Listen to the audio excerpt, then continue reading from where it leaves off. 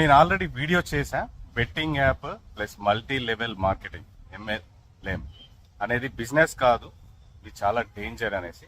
So వాటి trap లో పడకుండా ఇది బిజినెస్ కాదు అని నాకు తెలిసిన చాలా మంది చదివి 10th చదివిన వాళ్ళు డబ్బులు పెట్టి బెట్టింగ్ యాప్ లో డబ్బులు పోగొట్టుకున్నారు.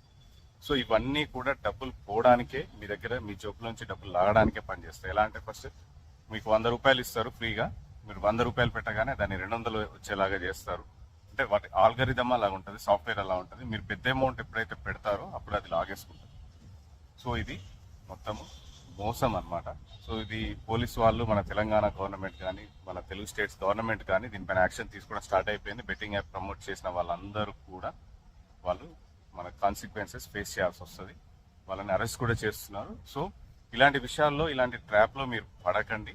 సో ఈజీ మనీ ఎప్పటికీ ఈజీగా రాదు. మనీ అనేది ఎప్పటికీ ఈజీగా రాదు. దానికోసం మనం కష్టపడాలా, జాబే చేయాలి, లేకపోతే బిజినెస్ ఏదైనా చేసుకోవాలి. లేదు అని అంటే అమ్మా నాన్న నేను జాబ్ చేయలేను, నేను బిజినెస్ చేయలేను, ఇంట్లో కూర్చుంటా కొన్ని రోజులు, నన్ను బేర్ చేయండి, ఎందుకంటే నేను బెట్టింగ్ యాప్లు కానీ లేకపోతే ఇలాంటి ఇల్లీగల్ పనులు చేయలేను అని మీరు ఇంట్లో వాళ్ళకి చెప్పేసి ఇంట్లో కూర్చోండి ఫ్రీగా, కానీ ఇలాంటి పనులు చేయకండి.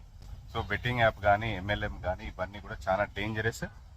మనల్ని సోమరిపోతుల్ని చేస్తుంది, మనల్ని పనికిరాని వాళ్ళని చేస్తుంది. సో మీరు బిజినెస్ నేర్చుకోండి, లేకపోతే జాబ్లో జాయిన్ అవ్వండి, కష్టపడి డబ్బులు